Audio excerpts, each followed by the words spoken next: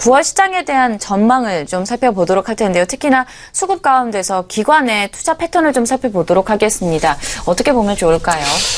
예, 분위기가 조금 풀리는 그런 상황. 오늘 우리 증시에서도 어느 정도 보여줬죠.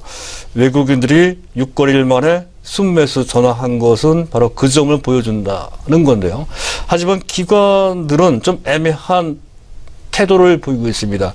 해서 현재 과연 9월달을 맞이해서 한 수급이 어떻게 진행되는지 그 여부에 따라서 전반적인 지수의 향방이 현재 결정될 것이다 하는 관점에서 더욱더 예의주시를 해야 된다는 건데요. 지난 8월달 수급을 먼저 체크해 볼 필요가 있습니다. 자, 외국인들의 매도세가 좀 드셌죠. 1조 9천억 가깝게 대규모로 매도를 했다는 건데요. 2개월 연속 순매도입니다. 지난 7월달에 5,247억.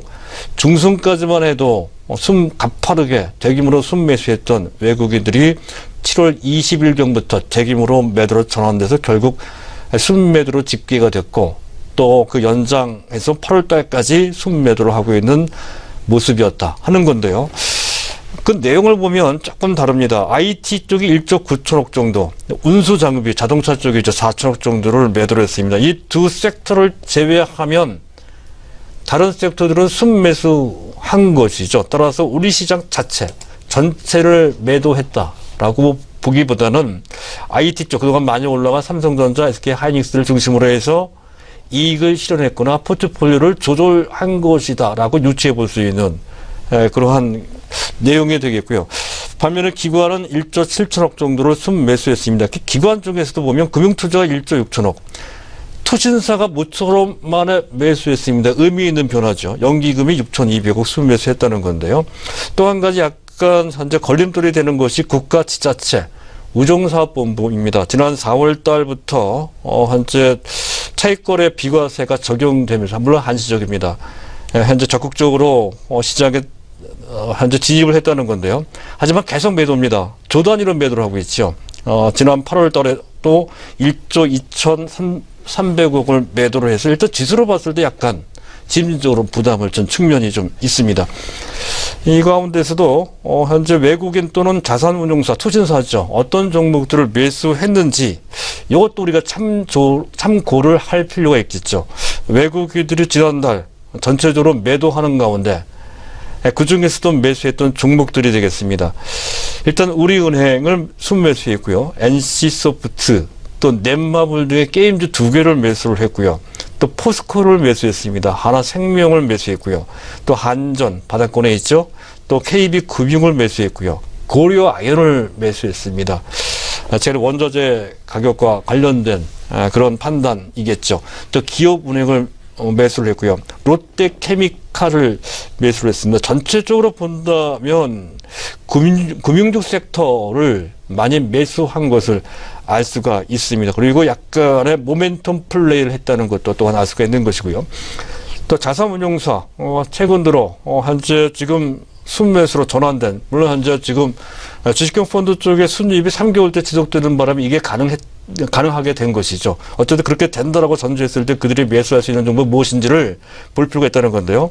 지난 8월 달에 그들이 매수한 점, 물론 ETF는 제외하겠습니다. ETF 제외하면 삼성전자 기본적으로 매수했겠고요. 그리고 SK하이닉스, LG전자, 이렇게 IT 3인방을 매수를 했고요. 그리고 현재 지금 LG화학, 롯데케미칼, 삼성 SDI를 매수했고요. 또 특별해 보이는 것은 현대로보틱스를 매수했다는 것이죠. 참조를 좀 해보실 필요가 있습니다. 그리고 9월 달을 맞이해서 전체 특히 증권사들의 현재 시장 전망과 관련된 건데요. 전체적으로 약간 이제 조심스러운 시각을 보이고 있기는 합니다만은 그래도 우호적인 그런 시각을 나타내고 있습니다.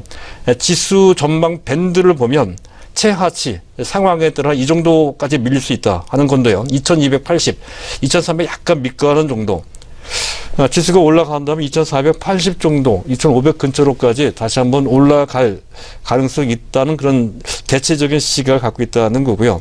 어쨌든 약간의 질곡이 있다 하더라도 금년 중 어느 때 다시 우리 시장도 강세장 모드로 전환될 것이다 이렇게 전망을 하고 있다는 건데, 빠르면 이번 달 내에 강세장이 될 것이다. 이렇게 보는 시각의 전체 10중에 셋 정도가 그런 정도로 보고 있고요. 그리고 3개월 내 강세장이 될 것이다라고 보는 시각은 상당히 높은 비율을 차지하고 있습니다. 10중에 80%, 10중에 8 정도가 그런 식으로 보고 있다는 것.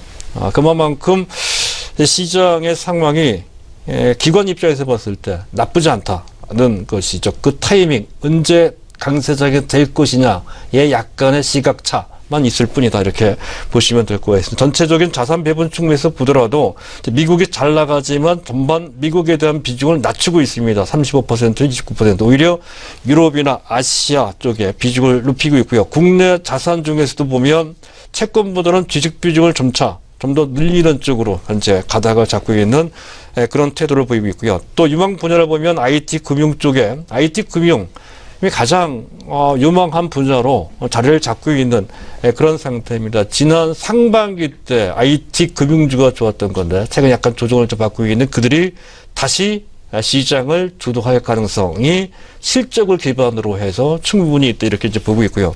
그리고 거기에 더 나아가서 화학주, 철강주들도 합류할 소지가 상당히 높으며 또 일각에서는 물론 조건부입니다.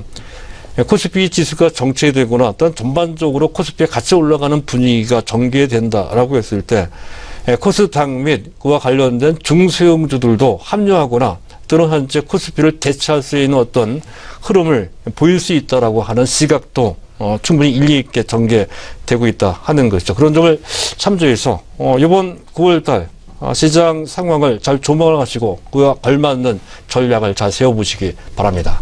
네, 이렇게 해서 전반적인 투자 동향, 매매 패턴 함께 좀 점검을 해봤습니다. 9월 시장에서도 참고하셔서 투자 전략으로 만들어 보시면 좋을 것 같고요. VIP 투자 전략 시간이었습니다. 양우석 해설위원님과 함께했습니다. 오늘 말씀 고맙습니다.